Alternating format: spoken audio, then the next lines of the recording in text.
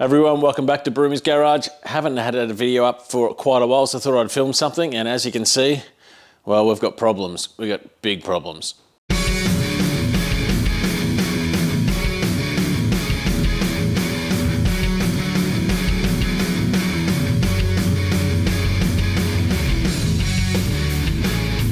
Right, so what are those problems we got? Well, we don't really have big problems, just sort of build a bit of nonsense YouTube drama to keep people watching past the first 30 seconds.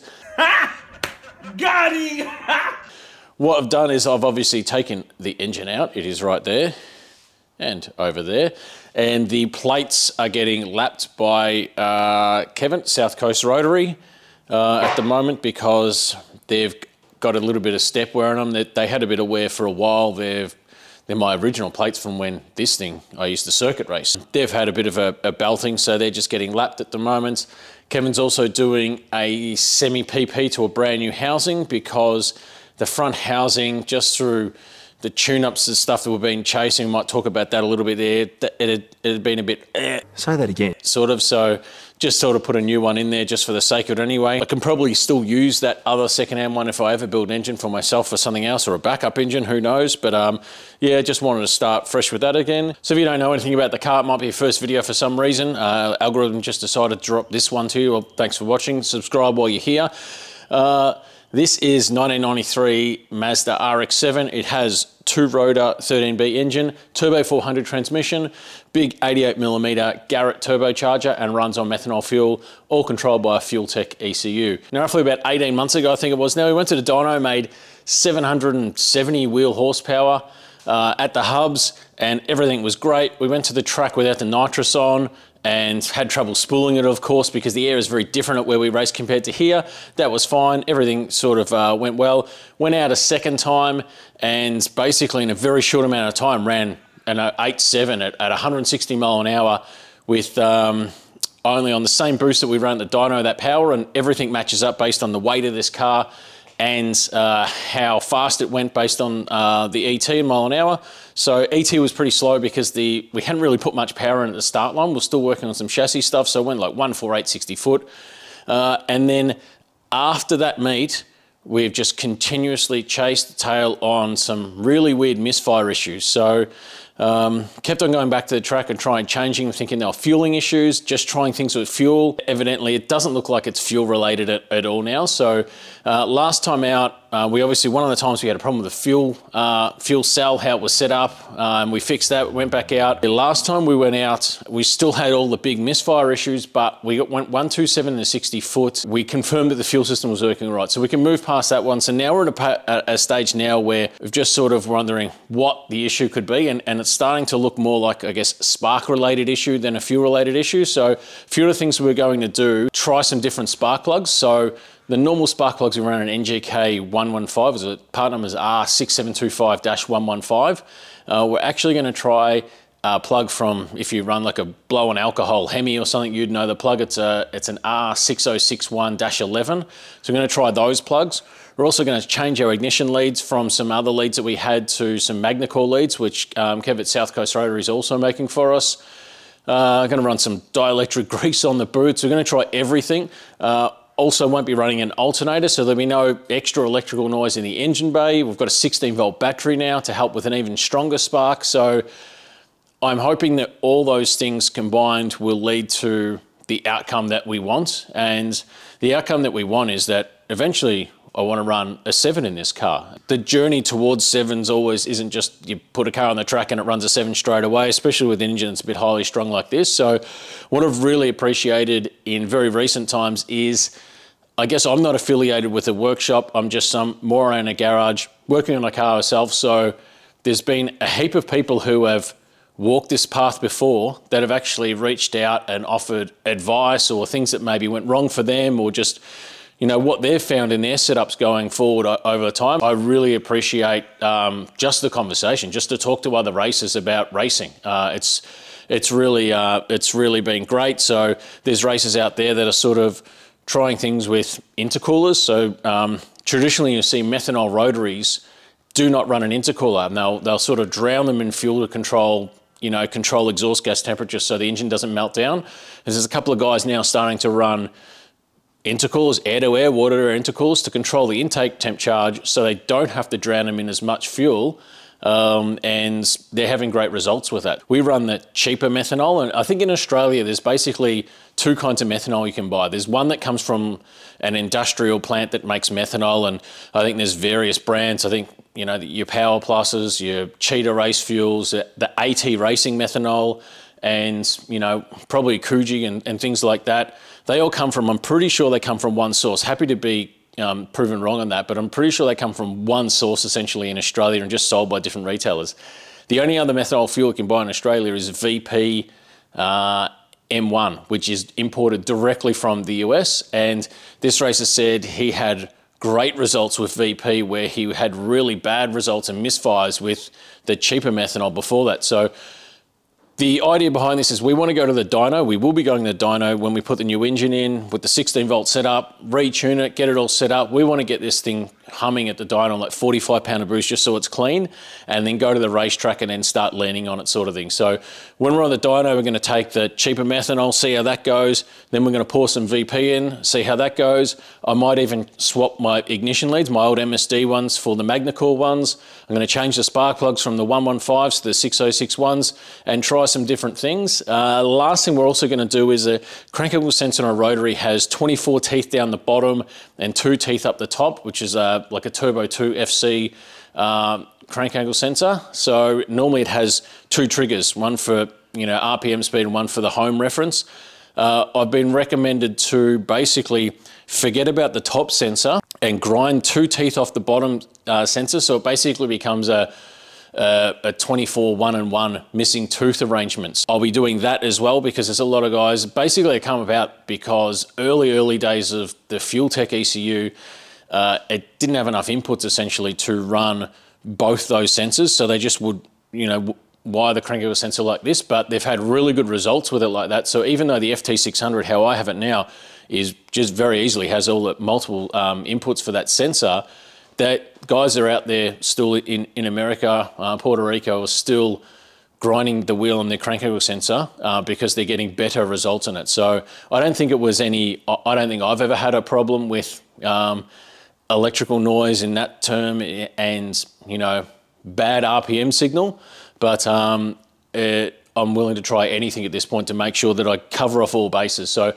we'll go to the dyno. A dyno is just a tuning tool. So all I want to do is get the tune up sort of in a window, fairly rich. And then when I go to the track, I'll actually put more fuel in it because you can't replicate the load at the racetrack as you would on the dyno. So the dyno's never going to load the car up as much as it will at the racetrack. So what we'll do is we'll go to the dyno, maybe shoot for like sort of 3:3 air fuel ratio, which is a little bit on the richer side. And I'll do a couple of eighth mile half track passes and then just check the data, look at the plugs and then review stuff. It is difficult with Heathcote's 7,000 kilometre runoff to switch the car off at half track and just coast as well, because there's no gate after, you know, at the end of the finish line that, you know, you could easily just take an extra path off. You've got to go down, I think it's like almost 800 meters coasting pretty much if you shut it off at half track. So whatever, we just have to mosey on down to half track as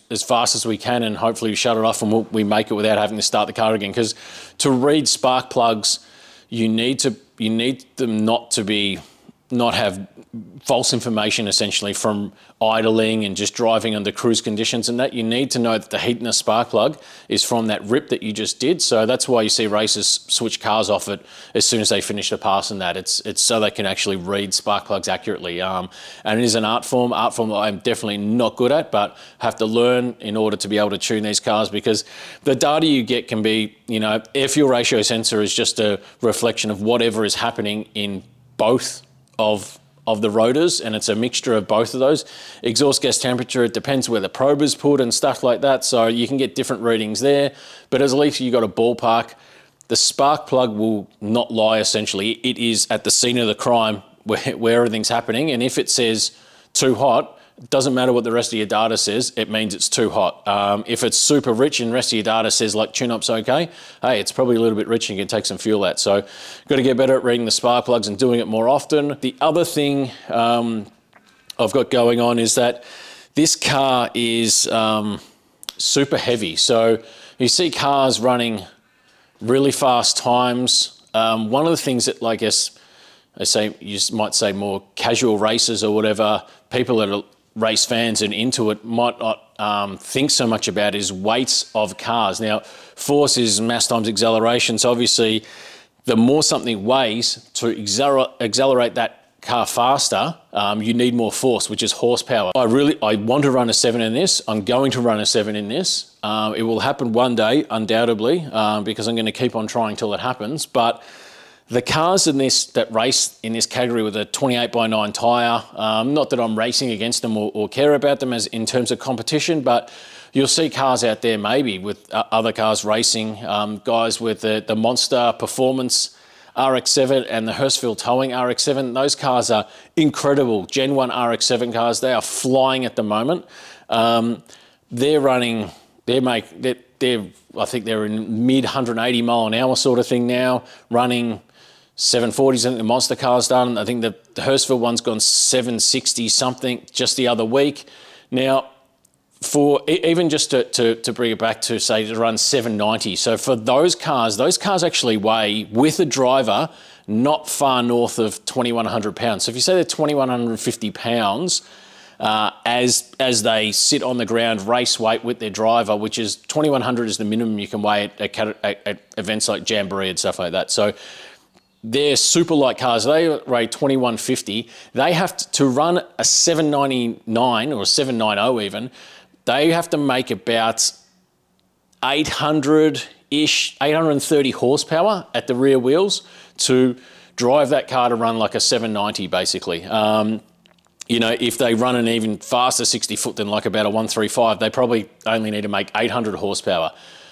For this car to run a 799, I have to make close to 1,000 horsepower.